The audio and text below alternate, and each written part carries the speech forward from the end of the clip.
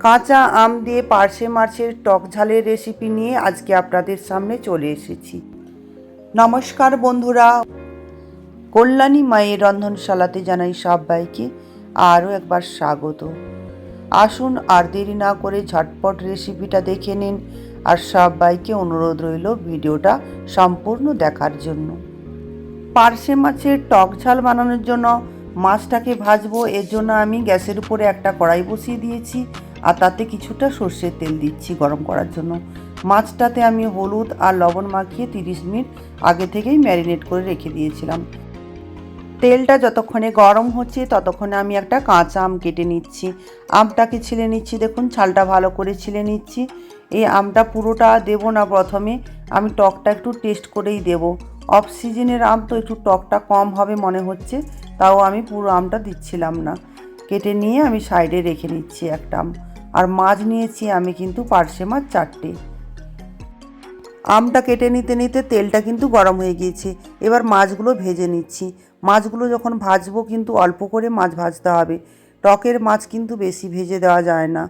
টকটার মাছ যদি বেশি ভেজে দেওয়া যায় তাহলে কিন্তু মাছের ভেতরে টক ঢুকে না ভালোভাবে। এর জন্য হালকা করে কিন্তু মাছটা ভেজে আমি নামিয়ে নিচ্ছি। ওই গরম মাছ ভাজা তেলের উপর দিয়ে দিচ্ছি 1/2 চামচ মতো ছোটো চামচের কালো সর্ষে আর শুকনো লঙ্কা। এগুলো একটু ভাজা হয়ে গেলেই ওপর থেকে দিয়ে দিচ্ছি কয়েকটা কাঁচা লঙ্কা। লঙ্কাটা চাইলে আপনারা নাও দিতে পারেন, তবে যেহেতু এটা টক ঝাল বানাচ্ছি এর জন্য একটু ঝাল ঝাল হলে ভালো লাগবে। মাছে দেওয়ার জন্য মশলাটা কিন্তু আগে থেকেই করে রেখেছিলাম। সর্ষে 2 চামচ আর পোস্ত 1 চামচ দিয়ে এটাকে গ্রাইন্ডারে আমি পেস্ট করে রেখে দিয়েছি। এবার দেখুন এগুলো ভাজা ভাজা হয়ে গেলেই ওপর থেকে দিয়ে দিচ্ছি ওই আগে থেকে তৈরি করে রাখা মশলাটা। মশলাটাকে একটু কষিয়ে নিয়ে ওপর থেকে দিচ্ছি 1/2 চামচ মতো হলুদ গুঁড়ো আর 1/2 চামচ মতো কাশ্মীরি লঙ্কার গুঁড়ো। চাইলে আপনারা এটা নাও দিতে পারেন, তবে এটা দিলে কালারটা খুব সুন্দর হয়, এর জন্যই দেওয়া। সমস্ত কিছু দিয়ে দেওয়ার পর আরও একটু টাইম ধরে কষিয়ে নিতে হবে।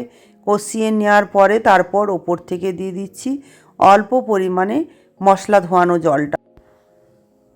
সমস্ত মশলাগুলোকে একটু মিশিয়ে নিয়েই ওপর থেকে দিয়ে দিচ্ছি আগে থেকে কেটে রাখা কাঁচা আমগুলো।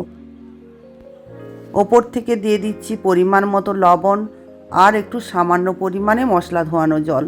এরপর একটা ঢাকনার সাহায্যে 2-3 মিনিট মতো ঢেকে রেখে দিতে হবে, যাতে করে আমগুলো ভালোভাবে সেদ্ধ হয়ে যায়। আমগুলো দেখুন সেদ্ধ হয়ে গিয়েছে। এবার আমি ওপর থেকে দিয়ে দিচ্ছি গরম জল।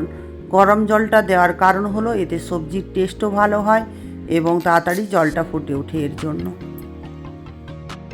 জলটা দেওয়ার পর আমি আবার ওপর থেকে ঢাকনা বন্ধ করে দিচ্ছি, যাতে জলটা আরও ভালোভাবে ফুটে ওঠে এবং আমগুলো ভালোভাবে সেদ্ধ হয়ে যায়। এর জন্য এবার দেখুন ঢাকনাটা আমি উঠিয়ে নিয়েছি। এরপর আমি ওপর থেকে দিয়ে দিচ্ছি আগে থেকে যে মাছগুলো ভেজে রেখেছিলাম মাছগুলো দিয়ে দেওয়ার পরেও কিন্তু আরও একটু ভালোভাবে সেদ্ধ করে নিতে হবে 2 মিনিট থেকে 3 মিনিটের জন্য। এবার ঢাকনাটা ওপর থেকে সরিয়ে দিয়ে আমি দিয়ে দিচ্ছি ছোটো চামচের 1 চামচ মতো সর্ষের তেল। সর্ষের তেলটা যদি মাছের টকের ওপরে দেওয়া হয় তাহলে কিন্তু খেতে ভীষণ ভালো লাগে। এবার কিন্তু মাছের টকটা সম্পূর্ণভাবে হয়ে গিয়েছে। দেখুন আমি উঠিয়ে নিচ্ছি। কালারটাও খুব সুন্দর হয়েছে, খেতেও কিন্তু ভীষণ ভালো লাগে। কাঁচা আম দিয়ে পার্শে মাছের টক ঝাল বানানোটা কিন্তু ভীষণই সহজ। চাইলে আপনারা সবাই বানিয়ে নিতে পারবেন। একবার বানিয়ে দেখুন, আমি বলছি খেতে কিন্তু ভীষণ ভালো লাগবে গরম ভাতের সাথে। আর আমার রেসিপিটা যদি আপনাদের ভালো লেগে থাকে প্লিজ লাইক কমেন্ট করবেন, শেয়ার করবেন। আমার ইউটিউব চ্যানেল থেকে যদি নতুন কোনো সদস্য বন্ধু দেখে থাকেন তাহলে প্লিজ চ্যানেলটাকে সাবস্ক্রাইব করে দেবেন। আর ফেসবুক পেজ থেকে যদি দেখে থাকেন পেজটাকে ফলো করে রাখবেন, যাতে করে পরবর্তীকালে আমি কোনো ভিডিও বানালে সবার আগে আপনাদের কাছে নোটিফিকেশন পৌঁছে যায়। সবাই ভালো থাকবেন। নমস্কার।